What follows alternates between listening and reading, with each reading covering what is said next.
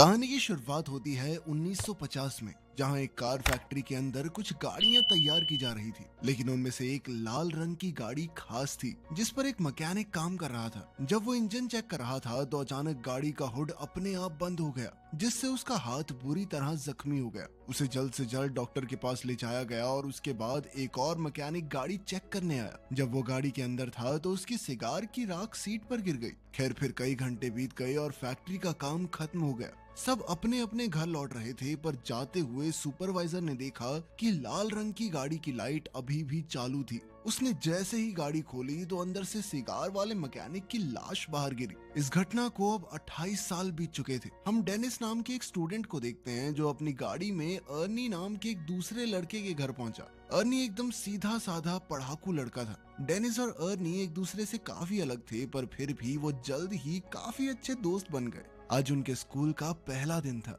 School पहुंचकर उन्होंने अपने लॉकर से नई किताबें निकाली। तभी उनकी नजर ली नाम की एक नई लड़की पर पड़ी, जिसकी खूबसूरती ने स्कूल के सभी लड़कों को दीवाना कर दिया था। बाद में जब डेनिस और अर्नी घर लौट रहे थे तो अर्नी को अचानक एक घर के बाहर एक गाड़ी दिखाई दी, तो उसने डेनिस को तुरंत रुकने को कहा। उन्होंने जब पास जाकर देखा तो वो एक लाल रंग की क्लासिक कार थी।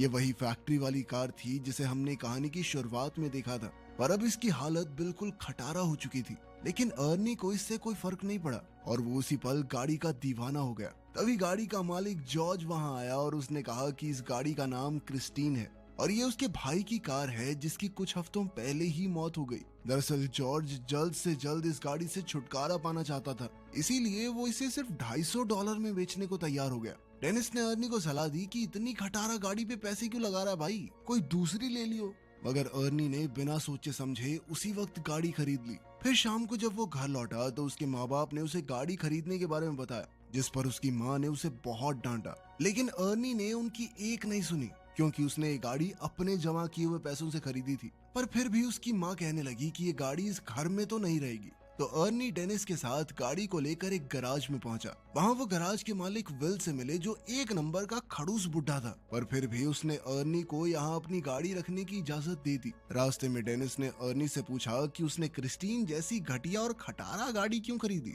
इस पर अर्नी ने कहा कि उसने ये गाड़ी नहीं चुनी, इस गाड़ी ने उसे चुना है। अगले दिन डेनिस लंच के दौरान अर्नी का इंतजार कर रहा था। काफी देर तक जब अर्नी नहीं आया तो वो उसे ढूंढने निकला। तब उसने देखा कि बडी नाम का एक बदमाश लड़का अर्नी को परेशान कर रहा था। डेनिस ने बीच में आने की कोशिश की तो बडी ने लंच जमीन पर फेंक दिया और अर्नी को उस पर गिरा दिया। इससे बेचारे अर्नी का चश्मा गिर गया तो बडी ने उसे अपने पैरों तले कुचलकर तोड़ डाला। इसके बाद बडी अर्नी की हालत पर हंसने लगा, पर तभी डेनिस ने मौका देखकर बडी पर हमला बोल दिया। पर तभी बडी की गैंग ने डेनिस को घेर लिया। खैर, जल्द ही एक टीचर ने वहां आकर लड़ाई रुकवाई। तब अर्नी ने उन्हें बताया कि बडी ने उसे चाकू से धमकाया है। तब टीचर ने उसे अपनी जेब खाली करने को कहा तो उसकी जेब से वही चाकू निकला। आखिरकार टीचर ने बडी और उसके चेलों को ऑफिस में भेज दिया, जिसके बाद बडी को स्कूल से ही निकाल दिया गया। इसी तरह कई हफ्ते बीत गए और अर्नी दिन रात मेहनत करके गाड़ी ठीक करने में जुटा हुआ था। इसके बाद गैराज के मालिक ने अर्नी को गैराज में मदद करने की नौकरी पर ही रख लिया और बदले में अर्नी अपनी गाड़ी के लिए कुछ पुर्जे इकट्ठा कर सकता है। अर्नी ने इसके लिए हाँ कर दी और फिर दिल लगाकर गाड़ी ठीक करने में जुट गया। मगर उसे इस बात का एहसास ही नहीं हुआ कि कब उसे गाड़ी ठीक करते करते क्रिस्टीन से हद से ज्यादा लगाव हो गया। फिर शाम को डेनिस अर्नी से मिलने गया, क्योंकि वो काफी दिन से मिले नहीं थे। लेकिन उसने देखा कि अर्नी पहले से बहुत ज्यादा बदल चुका था। वो बिना चश्मे के स्टाइलिश कपड़े पहनकर राउडी की तरह चल रहा था। वो ज्यादा देर डेनिस से बात करने के लिए भी नहीं रुका और गैराज में काम करने चला गया। उसकी माँ ने उसे रोकने की कोशिश की, पर आर्नी उन्हें नजरअंदाज करके चला गया। फिर उसकी माँ ने डेनिस से कहा कि वो आर्नी और उसकी नई गाड़ी की वजह से काफी परेशान है, क्योंकि उन्हें पता चला था कि गाड़ी के पिछले मालिक की गाड़ी के अंदर ही दम घुटने से मौत हो गई थी। ये सुनकर डेनिस जॉर्ज से मिलने पहुंचा तो जॉर्ज ने उसे अपने भाई की कहानी सुनाई। उसने बताया कि जब उसके भाई ने क्रिस्टीन को खरीदा था तो वो पूरी तरह उसका दीवाना हो गया था। इसी गाड़ी में उसकी पत्नी और बेटी ने भी अपनी जान गंवाई थी और फिर उसके भाई की मौत के बाद ये गाड़ी न जाने कैसे खुद ब खुद जॉर्ज के घर के बाहर आकर खड़ी हो गई। ये सुनकर तो डेनिस और भी घबरा गया। खैर, शाम को वो दोबारा से गैराज में गाड़ी देखने पहुंचा। उसने गाड़ी खोलने की कोशिश की, पर जैसे ही उसने हैंडल खींचा तो रेडियो अपने आप शुरू हो गया और डेनिस उसी समय डर कर भाग निकला। फिर अगली सुबह डेनिस स्कूल स्टेडियम में था क्योंकि आज उनका फुटबॉल मैच था। डेनिस एक खास गोल मारने के बारे में सोच रहा था कि अचानक उसने अर्नी को वहां आते देखा। उसकी गाड़ी क्रिस्टीन एकदम टिप टॉप हो गई थी, जिसे देखकर बड़ी और उसके दोस्त भी हैरान रह गए। उधर ली भी गाड़ी से बाहर आई और उसने सबके सामने अर्नी को चूम लिया। ये देखकर डेनिस को थोड़ा गुस्सा आया और मुकाबले से उसका थोड़ा ध्यान भी हट गया। इसी मौके का फायदा उठाकर विरोधी प्लेयर्स ने उसे धक्का देकर बॉल छीन ली। इस धक्के से डेनिस इतनी जोर से जमीन पर गिरा कि वो तुरंत ही बेहोश हो गया और उसे बहुत गहरी चोट भी आई।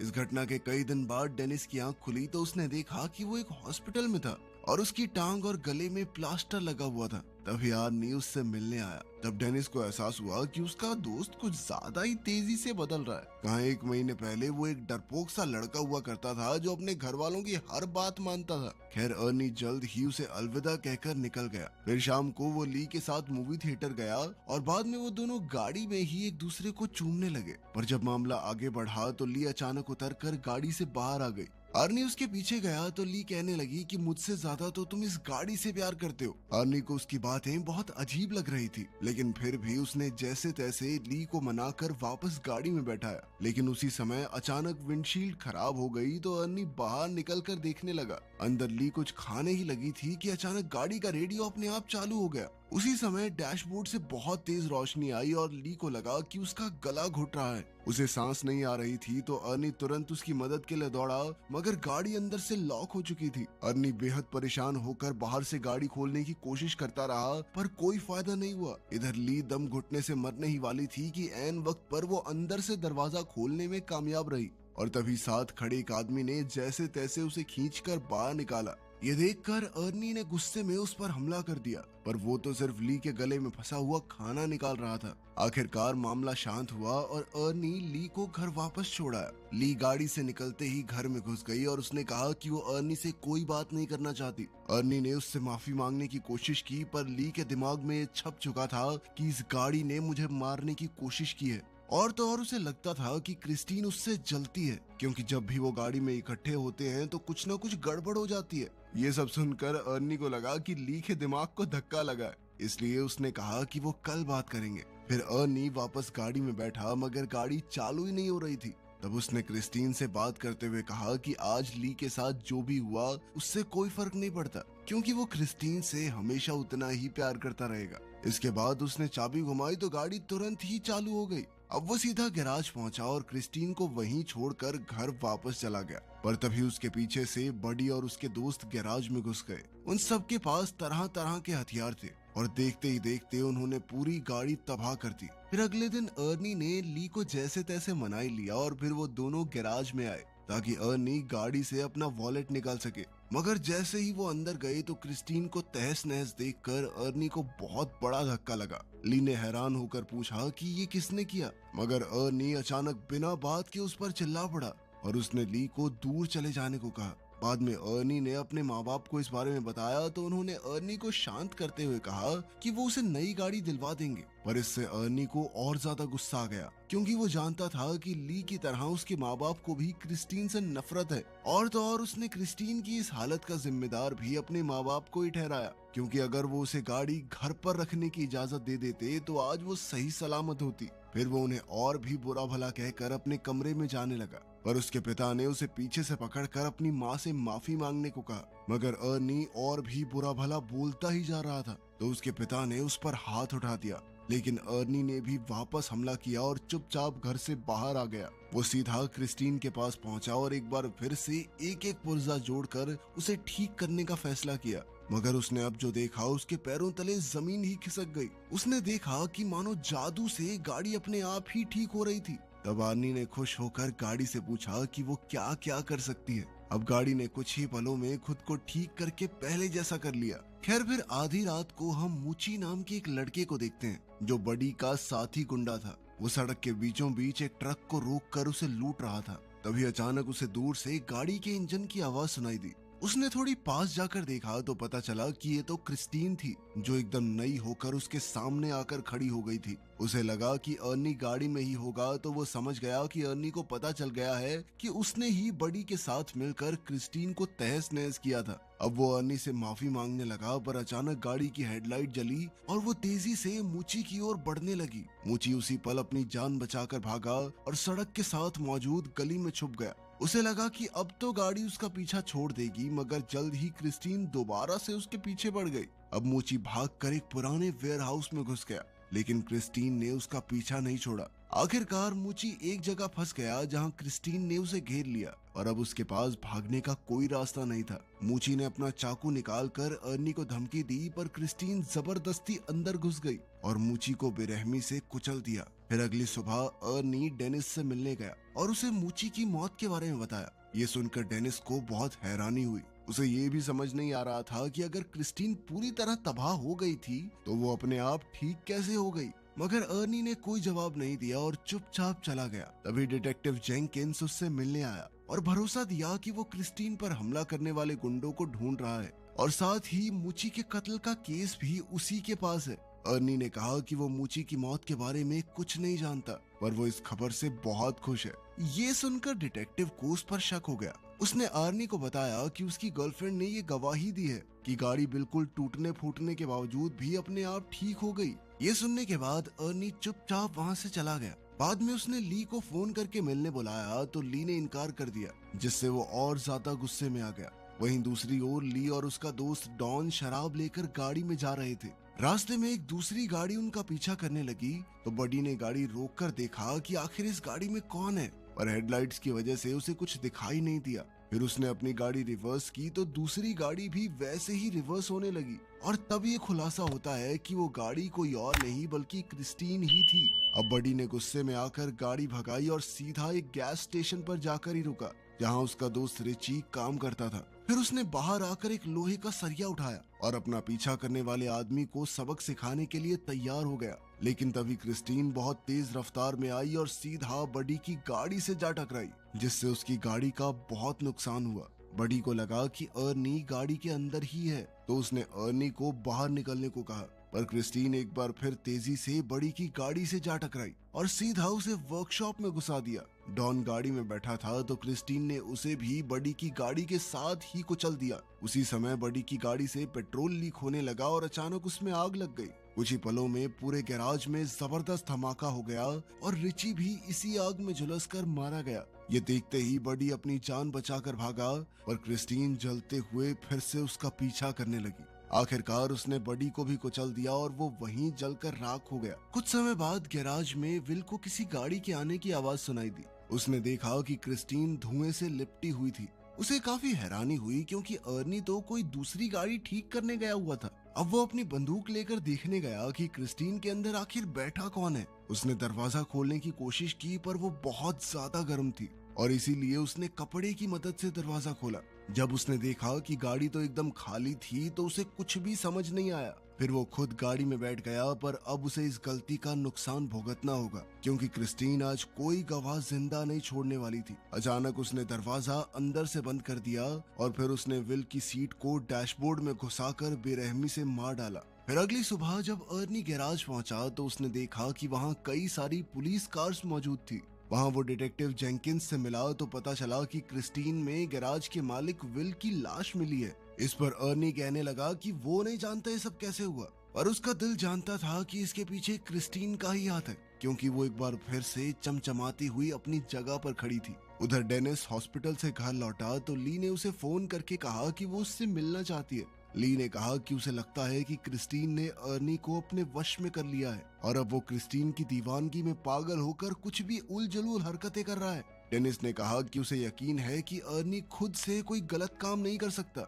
लेकिन अगर क्रिस्टीन ने उसके दिमाग पर कब्जा कर लिया है तो उसे खत्म करना बहुत जरूरी है। इसके बाद ली अपने घर लौट आई, पर कुछ ही पलों में अर्नी क्रिस्टीन में बैठकर वहां आ पहुंचा। उसने डेनिस को ड्राइव पर चलने को कहा तो डेनिस नीचे आ गया। अर्नी एक बार फिर से बहुत अजीब बर्ताव कर रहा था। अचानक वो बहुत तेज रफ्तार में गाड़ी चलाने लगा और फिर उसने स्टीयरिंग व्हील भी छोड़ दिया। ये देखकर डेनिस काफी ज्यादा घबरा गया और उसने कहा कि क्रिस्टीन उसके कंट्रोल में नहीं है। पर अर्नी ने अजीबोगरीब तरीके से कहा कि उसके और क्रिस्टीन के बीच में कोई नहीं आ सकता। उसे क्रिस्टीन पर पूरा भरोसा था और अपना पॉइंट प्रूव करने के लिए अर्नी कार को फुल स्पीड में दूसरी लेन में घुसा देता है। सामने से आ रही गाड़ी से उनकी टक्कर होते होते बची। अपने दोस्त को पागलपन की कगार पर देखकर अगले दिन डेनिस ने क्रिस्टीन के बोनट पर एक नोट गोद दिया, जिसमें उसने अर्नी को शाम को गैराज में मिलने के लिए बुलाया। शाम को डेनिस और ली वर्कशॉप में उसका इंतजार कर रहे थे, लेकिन अर्नी नहीं आया, तो वो दोनों पास खड़े एक एक्सकवेटर में बैठकर उसे वर्कशॉप के अंदर ले आए। उन्होंने तय किया कि ली ऑफिस में रहेगी और अर्नी के वहां जाते ही गेट को बंद कर लेगी और इसी मौके का फायदा उठाकर ली बुलडोजर से क्रिस्टीन को तबाह कर देगा। जल्द ही प्लान के मुताबिक ली ऑफिस में चली गई, लेकिन वो ये नहीं जानते थे कि क्रिस्टीन वर्कशॉप में ही कचरे के बीच छुपी हुई है। फिर गाड़ी ने अपनी हेडलाइट्स ऑन की और ली को कुचलने के लिए आगे बढ़ी। ली ने जैसे तैसे हवा में लटकते हुए एक टायर को पकड़कर अपनी जान बचाई, लेकिन क्रिस्टीन ने भी हार नहीं मानी और दोबारा उस पर अटैक करने के लिए आगे बढ़ी। तभी डेनिस एक्सकवेटर का पंजा उसके सामने ले आया ताकि ली को कोई नुकसान न पहुंचे। इसके बाद क्रिस्टीन पीछे हटकर वर्कशॉप के दूसरे किनारे पर चली गई, जबकि डेनिस एक्सकवेटर को उल्टी तरफ ले गया। अब दोनों गाड़ियां एक दूसरे के आमने सामने आ गई और पता चला कि क्रिस्टीन अब अकेली नहीं चल रही, बल्कि अर्नी उसकी मदद कर रहा है। अब वो पूरी तरह से गाड़ी के वश में था। अचानक गाड़ी ने अपनी हेडलाइट्स ऑन की और कुछ ही सेकंडों में खुद को पूरी तरह ठीक कर लिया। और तो और एक्सकवेटर ने भी काम करना बंद कर दिया था, जिसके बाद डेनिस उसे दोबारा स्टार्ट करने की कोशिश में लग गया। इसी दौरान गाड़ी ऑफिस की तरफ ली को हमेशा के लिए खत्म करने के लिए दौड़ पड़ी। वो सब कुछ तोड़ती हुई ली की ओर बढ़ी, लेकिन उस जबरदस्त टक्कर की वजह से अर्नी विंडशील्ड तोड़ता हुआ बाहर जा गिरा। ली उसे देखने के लिए आगे बढ़ी, पर अर्नी ने अचानक उछलकर उसे डरा दिया। बदकिस्मती से उसके शरीर में विंडशील्ड के शीशे का एक बड़ा टुकड़ा घुस गया था। अर्नी ने अपने अंतिम लम्हों में अपनी प्यारी गाड़ी को छूने की कोशिश की, लेकिन चोटों से हार कर क्रिस्टीन के सामने ही दम तोड़ दिया। ली तुरंत वहां से भागी, लेकिन क्रिस्टीन ने बदला लेने के लिए तुरंत रिवर्स गियर लगाकर उसे कुचलने की कोशिश की, लेकिन ऐन वक्त पर ली तो बच निकली और गाड़ी एक पिलर से टकराकर उसमें अटक गई। उधर डेनिस इस मौके का फायदा उठाते हुए एक्सकवेटर को दोबारा चालू करके क्रिस्टीन की तरफ बढ़ने लगा। उसने गाड़ी में जबरदस्त टक्कर दे मारी, लेकिन गाड़ी अब भी उसका सामना करते हुए बचने की कोशिश कर रही थी। क्रिस्टीन दोबारा से ली की तरफ बढ़ी, लेकिन डेनिस ने एक्सकवेटर के पंजे से उसे पीछे से कुचल दिया। इस हमले से उस पागल गाड़ी की ताकत थोड़ी कम हो गई। ली जल्दी से एक्सकवेटर में डेनिस के पास पहुंची, लेकिन उधर क्रिस्टीन फिर से एक्टिवेट होकर खुद को ठीक करने में लग गई थी और इस बुरी शक्ति को हमेशा के लिए खत्म करने के लिए डेनिस ने बुलडोजर स्टार्ट करके क्रिस्टीन को पूरी तरह कुचल दिया। वो अभी भी बचने की कोशिश कर रही थी, लेकिन इस बार वो पूरी तरह तबाह हो गई। उनकी ये लड़ाई आखिरकार खत्म हो गई और अगले दिन डेनिस और ली जंकयार्ड में डिटेक्टिव जेंकिंस से मिले। वहां उन्होंने देखा कि क्रिस्टीन पूरी तरह से कबाड़ में बदल चुकी थी। आखिर में तीनों वहां से चले गए, लेकिन तभी हमने देखा कि क्रिस्टीन का एक छोटा सा टुकड़ा अपने आप हिलने लगा था, जिससे पक्का हो गया कि वो शैतानी गाड़ी अभी भी जिंदा थी। आपकी ड्रीम कार कौन सी है? कमेंट्स में जरूर बताना। मिलते हैं अगली वीडियो में।